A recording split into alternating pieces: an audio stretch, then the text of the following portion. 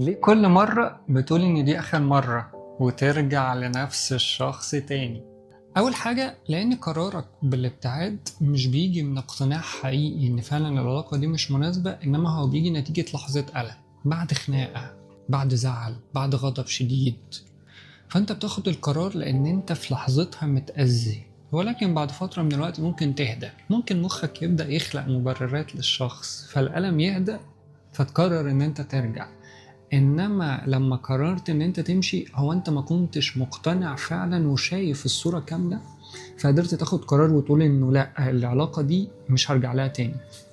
تاني حاجة لان انت بعد ما تمشي مخك بيعمل حاجة اسمها انتقاء الذكريات، فيبدأ يركز ويفتكر اللحظات الحلوة والجميلة في العلاقة، اللحظات الأولى، الدخلة الجميلة، المشاعر اللي كنت بتحسها، وينسى ويجنور سبب الألم، شكل الأذى، لونك اللي اتغير، قلبك اللي بقى باهت، مشاعرك اللي ما بقتش تحترم. كل دوت بينساه ويبدأ يركز بس مع اللحظات الأولى، ويبدأ يطلع جواه ألم بقى إنه ما يمكن، طب ما جايز.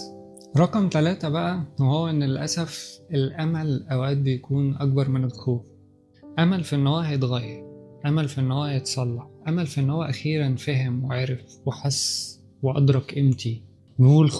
الخوف من إنه كل اللي فات دوت راح على الفاضي، الخوف من إن إحنا نبدأ بداية جديدة.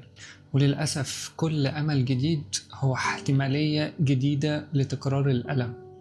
فالأمل لوحده للأسف مش بيخلق علاقة جديدة، إنما للأسف أوقات ممكن يرجعنا لنفس الدوائر القديمة اللي بنفضل ندور حواليها. حاجة كمان وهو إن الفراغ أوقات الإنسان بيفسره على إن هو حب.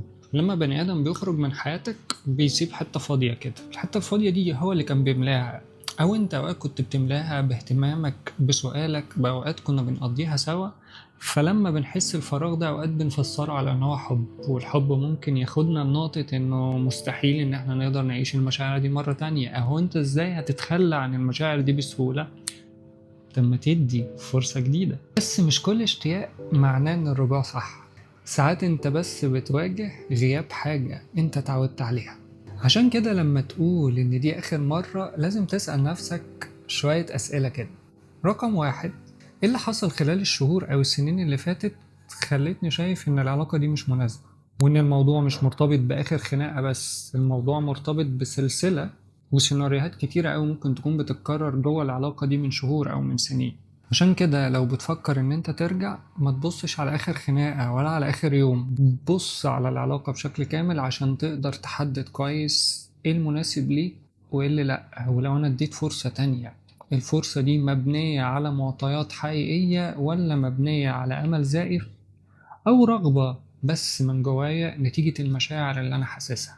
السؤال رقم 2 اللي أنت محتاج تسأله لنفسك، ليه برجع له؟ وإيه الإحساس اللي باخده منه ومش عارف أديه لنفسي؟ أو ليه حتى أنا أوقات شايف إن أنا صعب إن حد تاني يقدر إن هو يديهولي؟ وهل بالفعل صعب إن حد تاني يديهولي، ولا أنا اللي بحاول أقنع نفسي بكده عشان للأسف أرجع لنفس نفس اللي اتعودت عليه مرة تانية؟